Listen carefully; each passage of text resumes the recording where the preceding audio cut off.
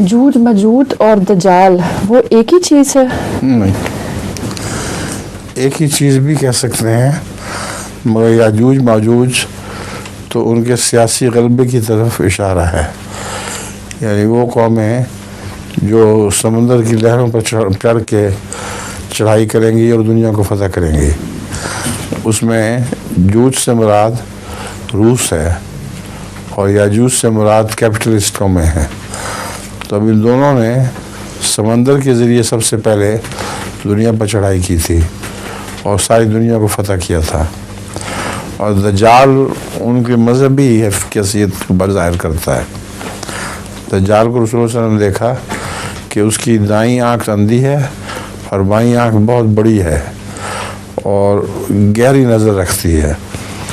वो दज्जाल के मुतालिक और भी बहुत सी हदीसें हैं, मगर इस हदीस का मतलब ये था कि उसका दीन तो कुछ नहीं होगा मगर दुनिया की नज़र बहुत तेज़ होगी। और यहाँ तक भी फरमाया कि वो देखेगा ज़मीन की तह में तो उसको सोना यानी मादनियात नज़र आ जाएंगी।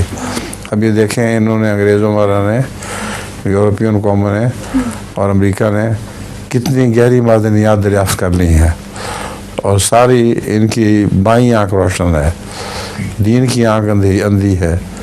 उससे ईसा को खुदा बनाए बैठे हैं। तो याजूज माजूज उनकी अलग हैसियत है और दज्जाल की हैसियत अलग है। दज्जाल का मतलब एक और भी है कि डिप्लोमेट, फरेबी।